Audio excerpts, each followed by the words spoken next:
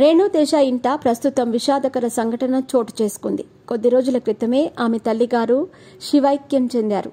ఈ నేపథ్యంలో రేణు దేశాయ్ తన తల్లి ఫోటోను ఎక్స్లో పోస్ట్ చేసి ఎమోషనల్ అయిన విషయం తెలిసిందే.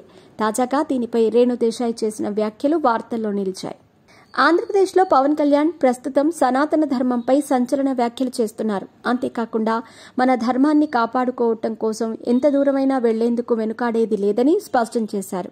ఈ క్రమంలో బీజేపీ సైతం పవన్ కు మహా ఎన్నికలలో కీలక బాధ్యతలు అప్పగించింది. పవన్ తనకు అప్పగించిన బాధ్యతల్ని అదిరిపోయే విధంగా సక్సెస్ఫుల్ గా పూర్తి చేసి కేంద్రంకు మహాలో భారీ విజయం అందించారు. మీ పెట్స్ కి గ్రూమింగ్ నుంచి బర్త్డే సెలబ్రేషన్స్ వరకు అన్నింటిలో మంచి ఆఫర్స్ ని మాయా టైల్స్ అండ్ ట్రయల్స్ వారు మీ ముందుకి తీసుకుని వచ్చారు. ఎక్కడో కాదు, మన బాజ్పల్లిలో. Phone number 8985555318. అదేవిధంగా పవన్ కళ్యాణ్ సనాతన ధర్మం కోసం తాజాగా నరసింహ వారాహి గణం పేరుతో జనసేన ఇటీవల కొత్త విభాగాన్ని సైతం ఏర్పాటు చేశారు. ఇదిలా ఉండగా ఇటీవల రేణు దేశాయ్ తల్లి మరణించారు. అయితే ఆమె తన ఇన్స్టాలో వేదికగా తన తల్లి ఫోటోను షేర్ చేసి పుట్టిన వారికి మరణం తప్పదు అన్న శ్లోకాన్ని జతపరిచారు.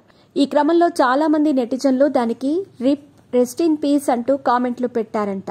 దీనికి తాజాగా రేణు దేశాయ్ మన సనాతన ధర్మం ప్రకారం ఓం శాంతి లేదా సద్గతి ప్రాప్తిరస్తు, ఉత్తర లోక ప్రాప్తిరస్తు ఇలా కామెంట్లు చేయాలని చెప్పారట. ఇదే మన ధర్మం అని ఆమెకు పండితులు చెప్పారంట.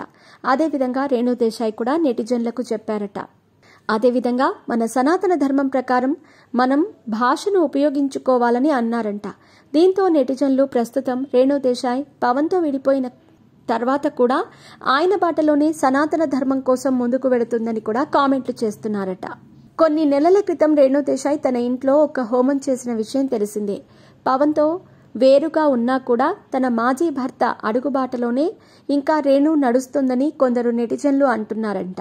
ప్రస్తుతం రేణు దేశాయ్ సనాతన ధర్మంపై చేసిన వ్యాఖ్యలు ట్రెండింగ్ గా మారాయి.